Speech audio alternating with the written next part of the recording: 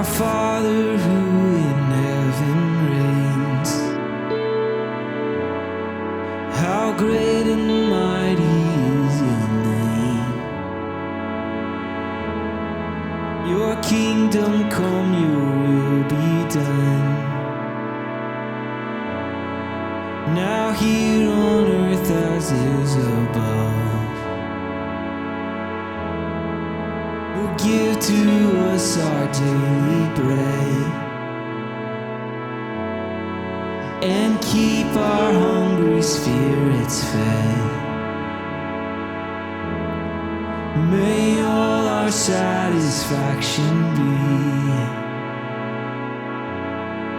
in you, whose grace has set us free. So give us hope, give us faith, help us trust in your guidance. From the depths of your grace, you have richly provided. Thank you, Father, you are all we need. Father, you are all we need.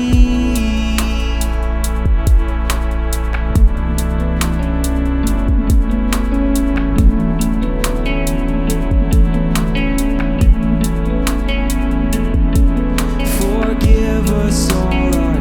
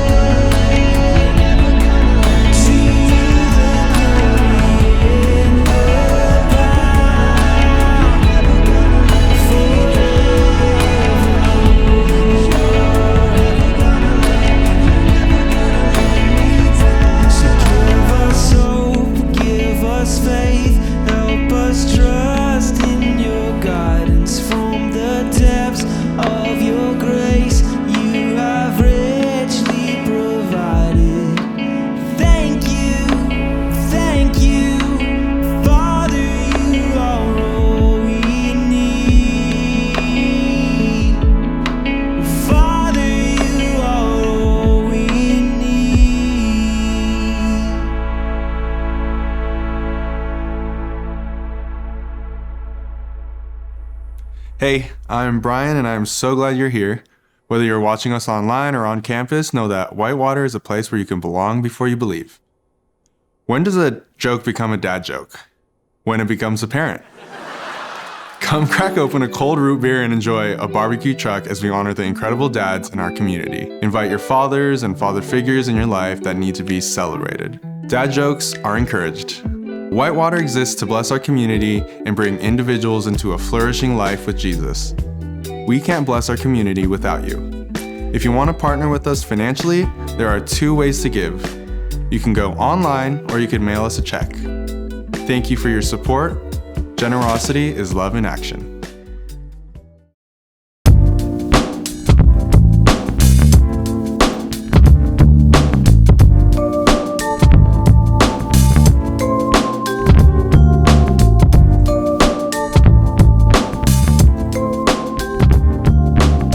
I didn't feel ready when the doctor walked into the delivery room and said, all right, it's time to get up, pick up your baby, and go home. Me and Sarah looked at each other. We were like, we're not ready for this. What an irresponsible thing to give this responsibility to us, to bring this soul, this human being that was placed into our care, to send us home. We've only had this baby, our firstborn child, Novella. We've only had her for like a day and a half, and they're wanting to send us home. Like, we didn't feel prepared or ready at all. Like, where's the instruction manual? Where's the quick speed dial to this doctor? So if anything goes wrong, we can call him. The reality of being parents hit us at that moment. Like, we were stepping into a whole new world, and we didn't feel ready. But I remember driving the car up and picking Sarah up. Picking that little baby, putting her in her carriage for the first time into our car, and sitting in our car, and we just looked at each other like, this is a whole new world. And friends, that world has been wonderful and good. We just needed to take that first step, but it was scary. We've arrived at the conclusion of this story with Jesus. This story started with 4 friends carrying their friend to Jesus, breaking through a wall to gently lay their paraplegic friend at the feet of Jesus. And last week we learned how Jesus forgave his sins and riled up the Pharisees. And now at this moment in this story, I want us to pick up in verse 5. Jesus saw their faith and said to the paralyzed man, "Child, your sins are forgiven." How dare this fellow speak like this? Grumbled some of the legal experts and Pharisees, religious leaders, among themselves. It's a blasphemy, or it's an insult to God. Who can forgive sins except God? And Jesus knew at once in his spirit that thoughts like this were in the air. It was in the room. Why do your hearts tell you to think like that? He asked. Answer me this. Is it easier to say to this cripple, your sins are forgiven, or to say, get up, pick up your stretcher, and walk? It's a powerful moment. Which is more difficult to do? And Jesus goes on in verse 10. You want to know that the Son of Man has the authority on earth to forgive sins? Do you want to know?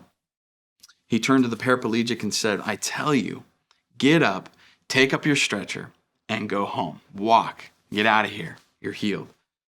And he got up, picked up his stretcher in a flash, and he went out before all of them. Everyone was astonished. Could you imagine? This man's been paralyzed for probably years. And they praised God. We've never seen anything like this before. That's one thing about Jesus. When you are around Jesus, or people who are around Jesus, there are things that just happen, like love and mercy and forgiveness, and sometimes wild things that you'd never expect like this.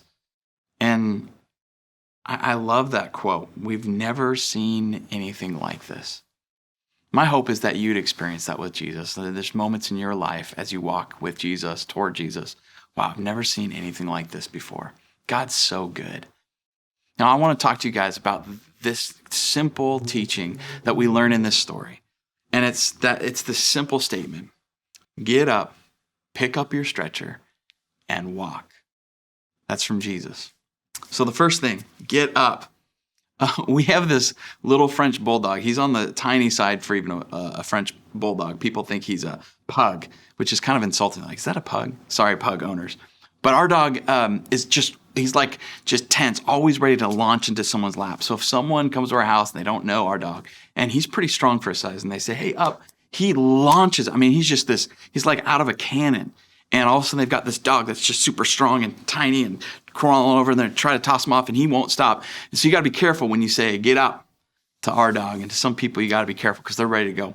Many of us, when it's our opportunity to move, it's our opportunity to get up. When we've been down, when we've been paralyzed, when we haven't been able to move, when we've been in fear or in pain or we're really hurt, when it's time to get up, sometimes we don't know if we have the strength, we don't believe it, or we're just not ready.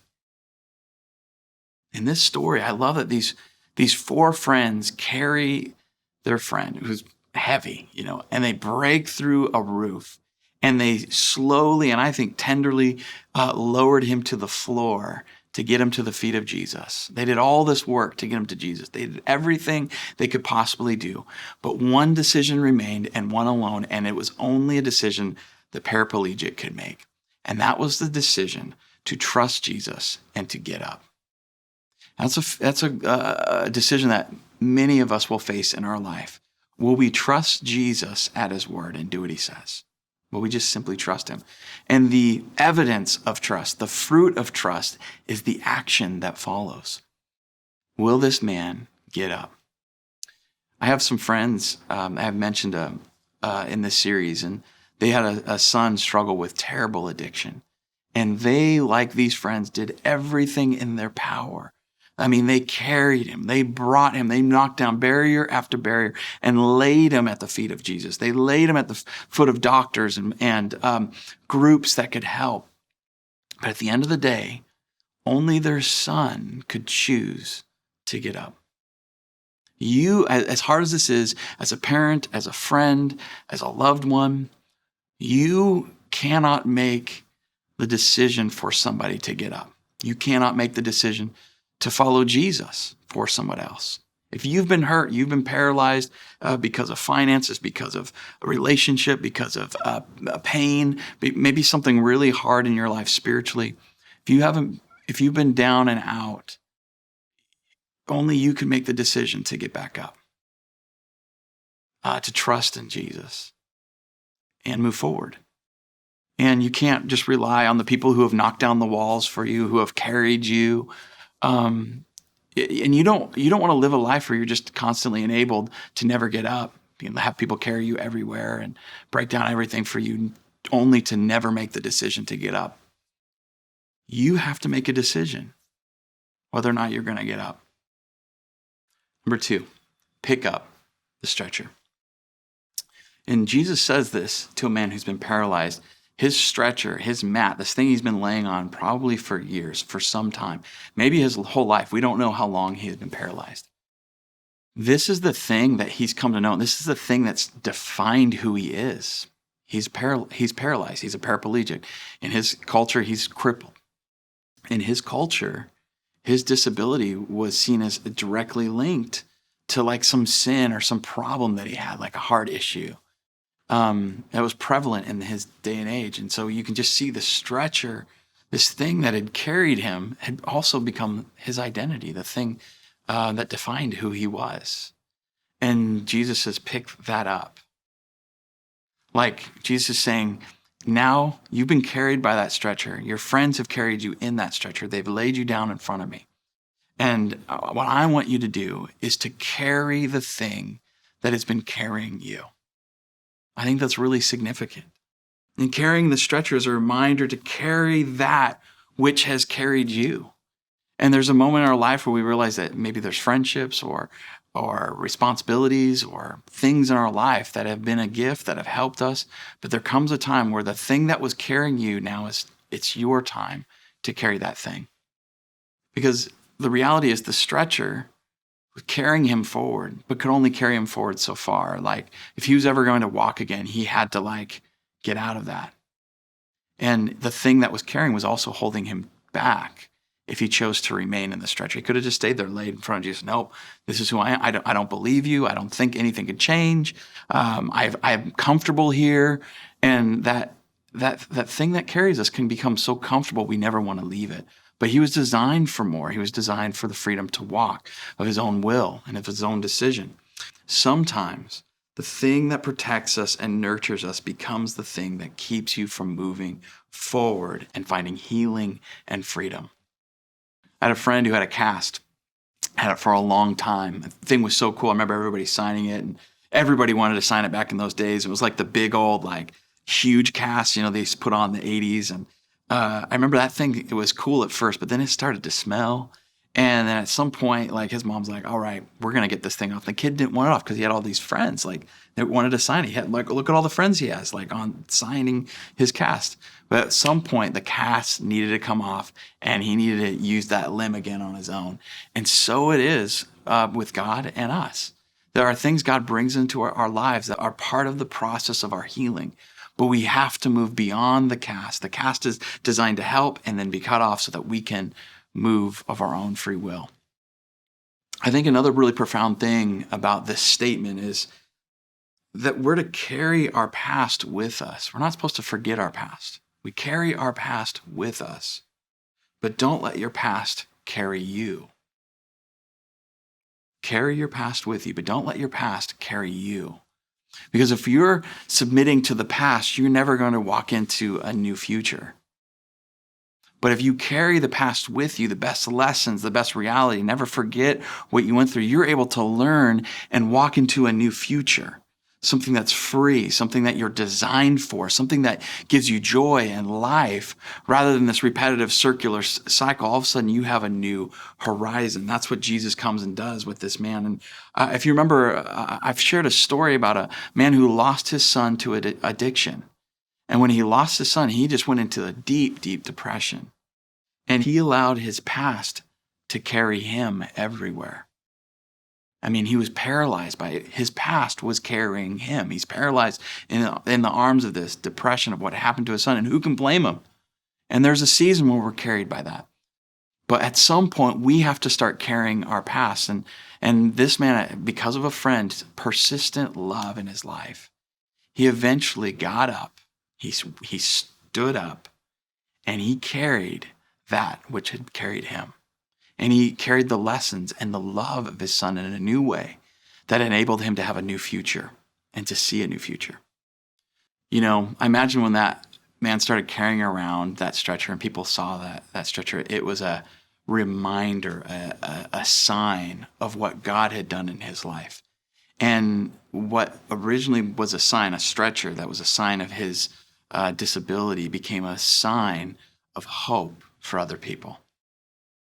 And I just want to ask you simply, what in your past do you need to start carrying as a sign of hope for others? Jesus said, get up, pick up your stretcher, and walk. Go home. You have a new future. And this third step is so important. Walk. Walk into the light. If you remember in this story, Jesus is probably in his own home, teaching, preaching. He's got his own plans for his ministry, and it's all organized, and he's got his prepared speech. And all of a sudden, the roof literally caves in because these guys loved their friend so much, they were willing to carry him and break through the healer's roof and lay him at the feet of Jesus. And when that hole was being dug, light was being let into the room. A new reality was happening for everyone. And Jesus didn't just see that as this interruption to be pushed aside. He saw this as a disruption and interruption that was a learning moment, a moment where transformation could occur. At the end of it, Jesus says, walk, walk. Just like that doctor looked at me and my wife and said, it's time to get up, pick up that baby, and walk into a new world, a new future together. I think Jesus is saying to many of us, it's time to get up, pick up that stretcher, and walk into that new future with me. I think it's really important to remember that we're not just freed and healed from something, we are freed and healed for something, for a new future, for a relationship with God. And this man's whole horizon, his whole life has changed. where he probably, if he had been married, he wasn't going to have any children, and he might have been cast aside by that relationship, and it ended his marriage. Or he might not have been able to provide any living. He didn't have any future outside of that stretcher. God gives him a new future. And it all started because 4 friends would not be denied of bringing their friend to Jesus. Imagine, like years later, little boy opening up this new book by this guy named Mark. And in the opening, just within the first few pages, reading this story about a man who was paralyzed, who was brought to Jesus. You see him saying, "Oh, that's such a cool story. Grandpa, come look at this story."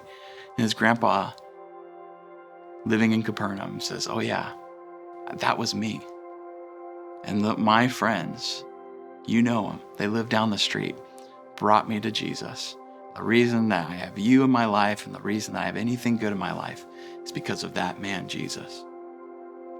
Maybe the story of bringing someone to Jesus or allowing someone to bring you to Jesus could be your story today. And Jesus is still doing things like this, forgiving sins, freeing people to a new future, telling people to get up, pick up that which has been carrying you, carry it, and walk into a new future. He's still doing that today. And sometimes it just takes allowing people to carry you, or digging through the barriers, getting to Jesus, and making a decision to walk. You can have that future today, and I want to encourage you to walk into the glorious light of the freedom of God.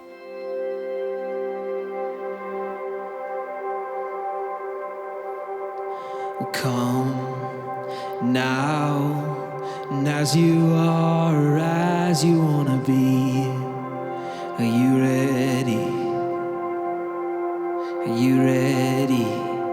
Come now, tired, broken, scared, or just in need.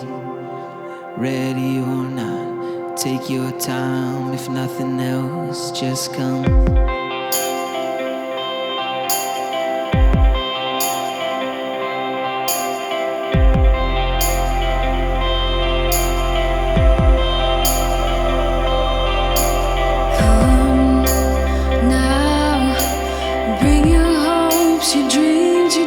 Your scars. Are you ready? Are you ready? Come now. Bring your hurts, your fears, your faith, your heart. Are you ready? Are you ready or not? There's no place like His presence. There's no time like the now. Everyone, 2 or 3 of us, got Him in here and now. As He welcomes the broken, He's alright with your past. He's not mad at any one of us, but He waits with open arms, says come.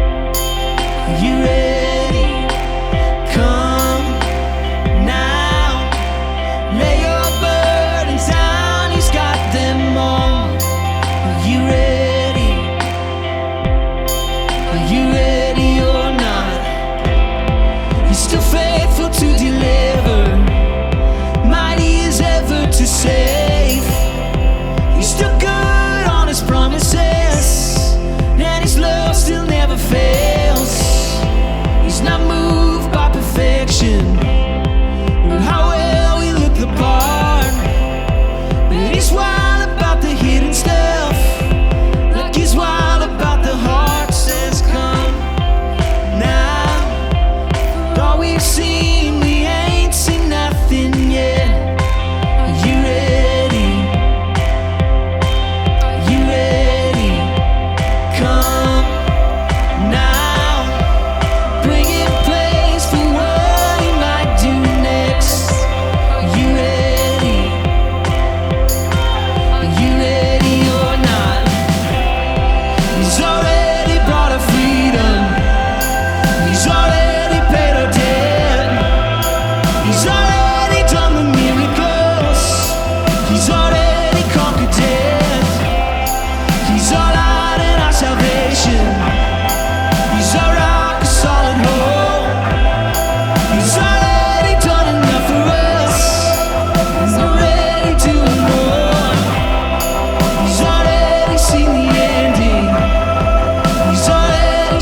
move.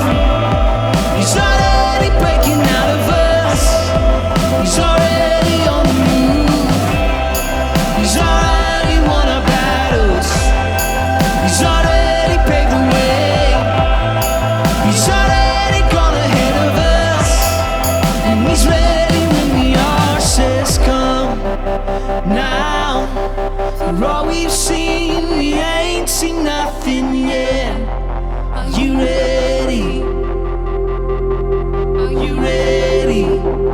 Come now, bring him praise for what he's gonna do next. Are you ready? Are you ready or not?